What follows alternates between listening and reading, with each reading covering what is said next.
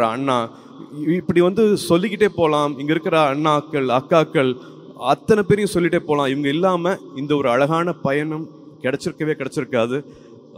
இதுக்கு நீங்கள் முக்கியமான காரணம். உங்களோட விடாமுயற்சி தான் வந்து எங்களை இந்த 15 வருஷம் கூட்டிகிட்டு வந்துச்சு. நீங்கள் பாதியில் படிப்பை நிப்பாட்டிருந்தீங்க, இல்லாட்டி நீங்கள் இந்த மாதிரியான கனவுகளெல்லாம் நீங்கள் வந்து ஜெயிக்கலை அப்படின்னா எங்களோட 15 வருஷ பயணம் இருந்திருக்காது. நீங்கள் எதிர்நீச்சல் போட்டீங்க. வாழ்க்கை என்னென்னமோ பண்ணிச்சு, உங்களை எதுவுமே கொடுக்காம இருந்துச்சு. ஆனால் அதை பற்றியெல்லாம் கவலைப்படாமல் எனக்கு இதுதான் இலக்கு, நான் கல்வியை நம்புகிறேன், கல்வி தான் எனக்கு ஆயுதம், நான் நிச்சயமாக நான் படிப்பேன் அப்படின்னு சொல்லிட்டு 15 வருஷம் நீங்கள் விடாமல் பண்ண இந்த முயற்சிகள் தான் இந்த நாளைக்கு எங்களை கூட்டிகிட்டு வந்திருக்கு, நம்மளை கூட்டிகிட்டு வந்திருக்கு, நம்மளை குடும்பமாக ஆக்கியிருக்கு. எனக்கு இவ்வளோ தங்கச்சிகள் கிடச்சிருக்காங்க, இவ்வளோ தம்பிகள் கிடச்சிருக்காங்க, இவ்வளோ உறவு கிடச்சிருக்கு. இது மட்டுமே பண்ணாமல் வந்து நீங்கள் திரும்பி கொடுத்துருக்கீங்க. நான் இப்போ தான் அண்ணன் சொல்லிட்டு இருந்தேன், நான் வந்து அகரம் ஆரம்பிக்கும் போது எனக்கு 35-36 வயசு இருக்கும்.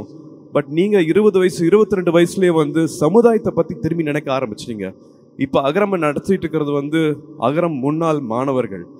ஸோ அதுதான் வந்து எங்களுக்கு ரொம்ப ரொம்ப சந்தோஷமான விஷயமா இருக்குது. இந்த செயின் வரணும், இந்த சைக்கிள் வரணும்னு ஆசைப்பட்டுட்டு இருந்தோம். அது ரொம்ப அழகாகவே வந்திருக்கு. அது ரொம்ப அழகாகவே நீங்கள் நடத்தி கொடுத்துட்ருக்கீங்க. கற்க கசடர கற்பவை நிற்க அதற்கு தக அப்படிங்கிற மாதிரி படித்ததையும் பெற்றதையும் திரும்ப பல மடங்காக நீங்கள் கொடுத்துட்ருக்கீங்க. அதோட சந்தோஷம் சொல்லி மாளாது.